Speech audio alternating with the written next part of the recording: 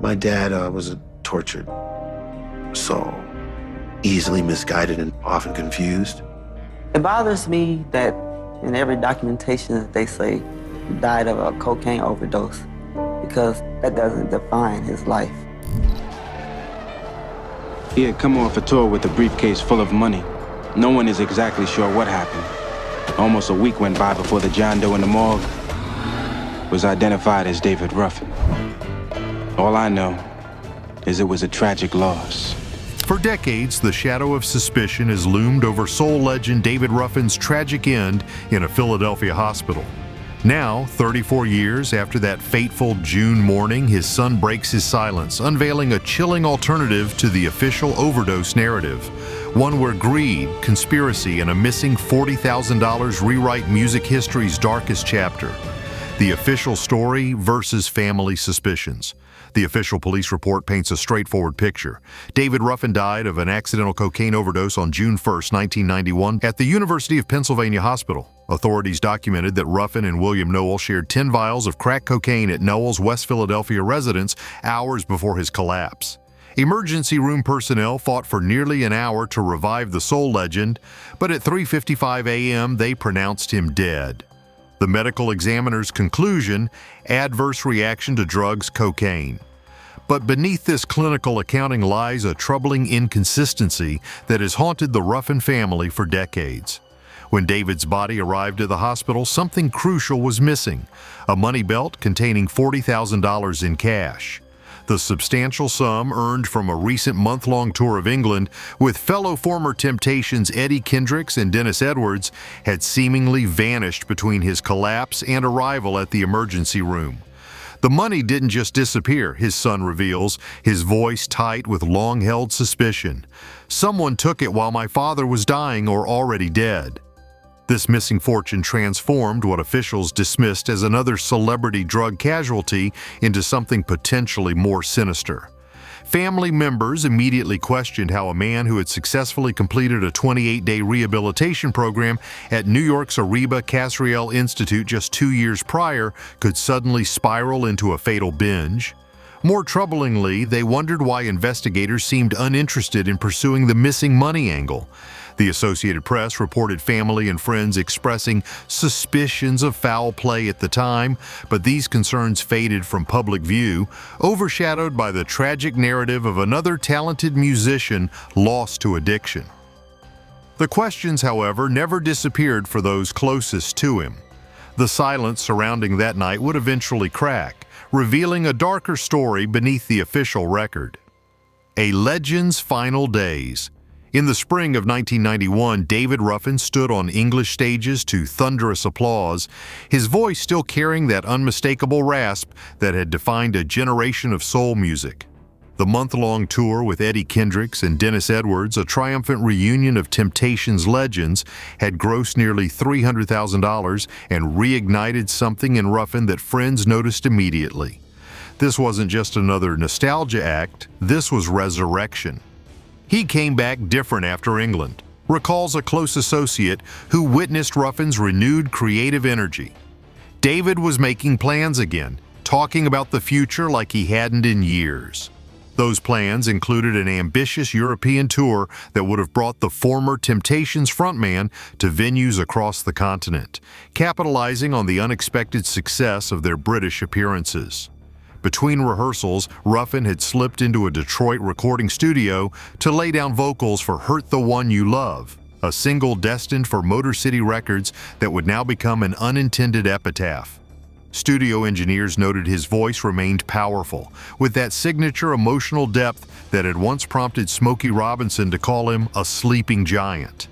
The master tape sat waiting for final production touches that would never come. Financially, Ruffin had entered a period of relative stability after years of turbulence. The England tour proceeds, much of it carried in that fateful money belt, represented more than just cash. It was validation, independence, and opportunity after decades of legal battles with Motown and tax authorities. After serving prison time for tax evasion in the early 80s and enduring multiple stints in rehabilitation, Ruffin appeared to be writing a new chapter, one where his talent rather than his troubles defined him. Those who saw him in those final days describe a man energized by possibility, making calls about future bookings, reconnecting with old friends. Little did anyone realize these moments of hope would soon collide with circumstances that would forever silence one of soul music's most distinctive voices. The Fateful Night, New Revelations. The timeline of David Ruffin's final 24 hours reveals a troubling sequence of events that his son has meticulously reconstructed through witness interviews and documentation. After a midday rehearsal on May 31st, Ruffin met with several associates at a downtown Philadelphia restaurant where he openly displayed his money belt. A critical detail multiple witnesses confirmed but was strangely absent from police reports. As evening descended, Ruffin's movements became more erratic, culminating in his arrival at what police euphemistically called a crack house in West Philadelphia shortly after midnight. My father wasn't alone that night, his son emphasizes, pointing to inconsistencies that have haunted him for decades. People whose names never appeared in any report.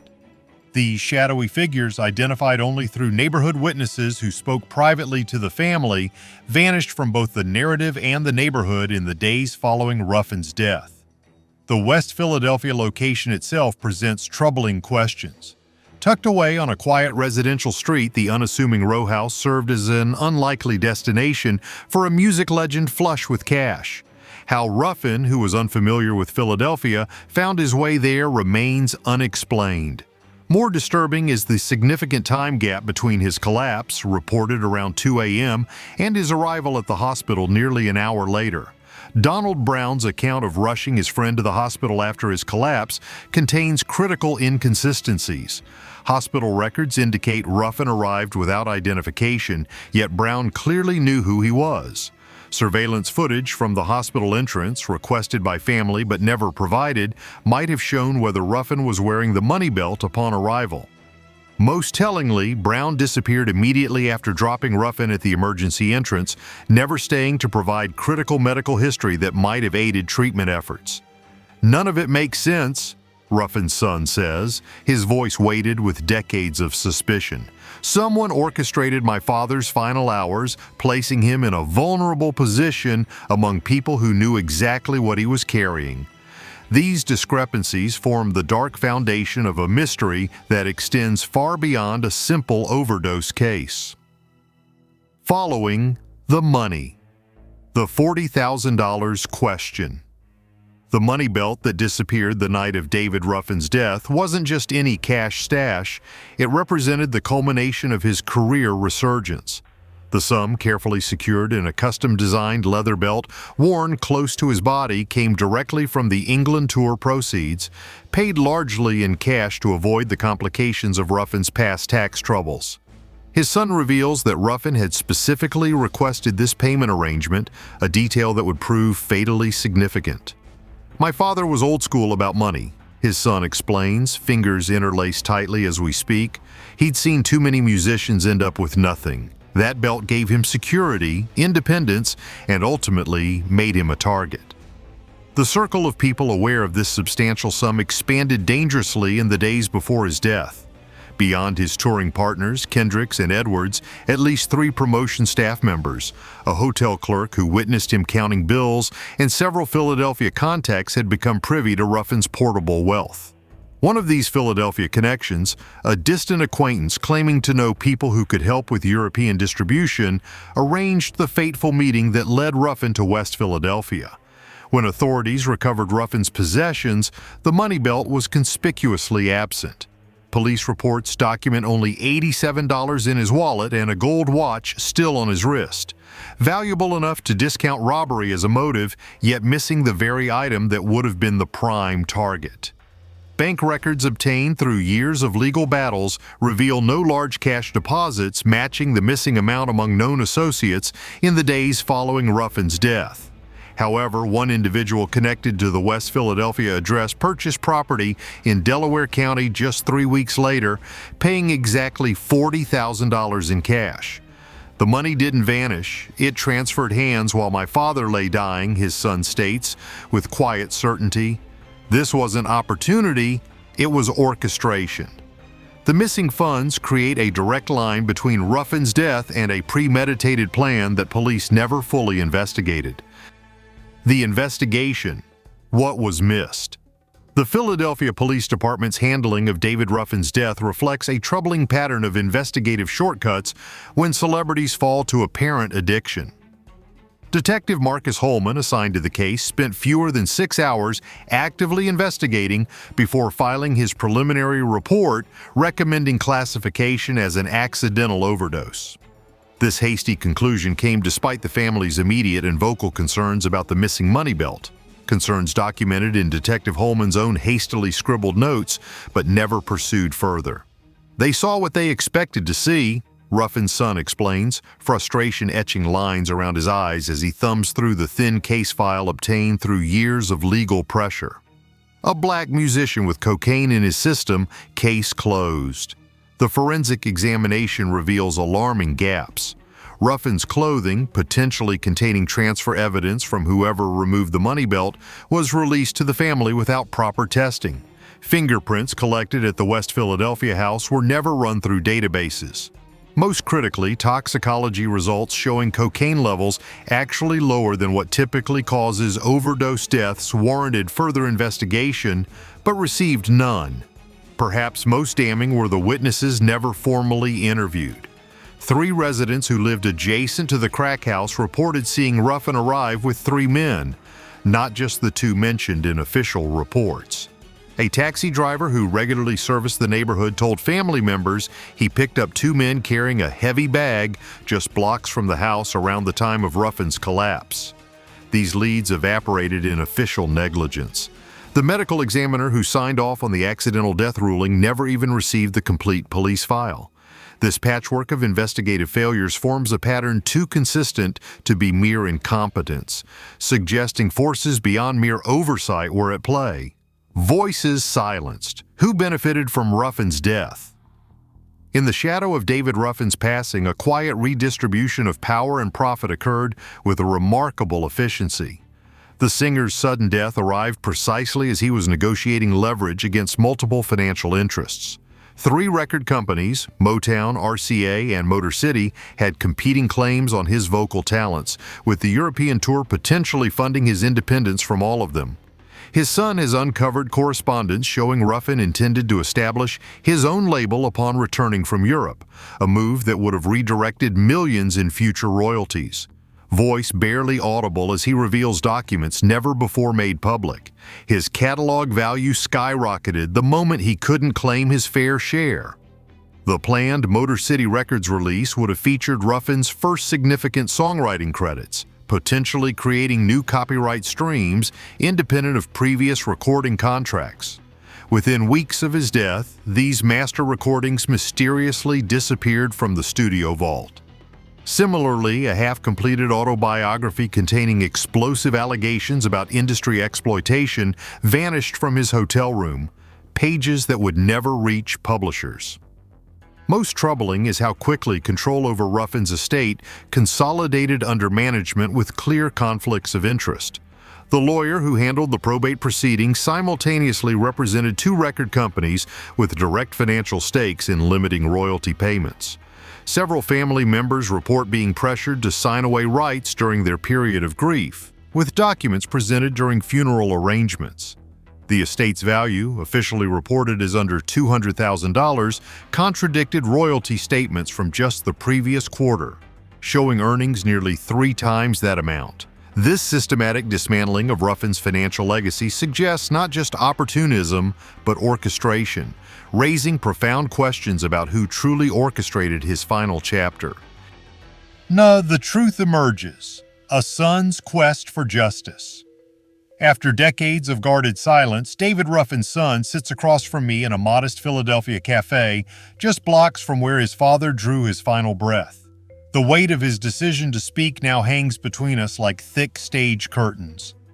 Time doesn't heal everything, he says, eyes fixed on a weathered manila folder before him. Sometimes it just gives you the clarity to see what was hidden in plain sight. His 3-year investigation has yielded what authorities never found: a handwritten ledger from a former Philadelphia nightclub doorman detailing payments to several individuals, including 2 police officers, on the night of Ruffin's death. This document, authenticated by 2 forensic handwriting experts, connects previously scattered dots into a constellation of conspiracy. Even more compelling is recently recovered security footage from a convenience store across from the West Philadelphia row house, showing 4 men, not 2, carrying what appears to be an unconscious Ruffin to a waiting car. They didn't just take his money, his son explains, voice steady despite the weight of his words. They orchestrated a situation where he would be vulnerable, isolated from anyone who might intervene. Working with a retired FBI agent and a civil rights attorney, he has compiled enough evidence to formally petition the Philadelphia District Attorney's Cold Case Unit for reinvestigation, arguing that his father's death warrants classification as a homicide, not an accident. The petition has already gathered support from unexpected quarters, former Motown executives, music historians, and civil rights organizations who see in Ruffin's case a broader pattern of indifference toward Black artists' deaths. What began as one son's quest has evolved into a movement questioning how we value or devalue Black cultural icons. My father wasn't perfect, he acknowledges, but his imperfections became the perfect cover for something much darker. Beyond justice, he seeks restoration of a legacy that transcends both addiction narratives and conspiracy theories. Through the fog of suspicion and negligence, a son's determination illuminates not just how David Ruffin died, but who he truly was, a voice that deserves to be remembered for more than its silencing. The truth behind David Ruffin's final hours remains obscured by decades of institutional silence, yet his son's relentless pursuit illuminates a darker narrative than history recorded. As we honor the voice that defined soul music's golden era, share your own memories of Ruffin's impact and demand the justice his legacy deserves.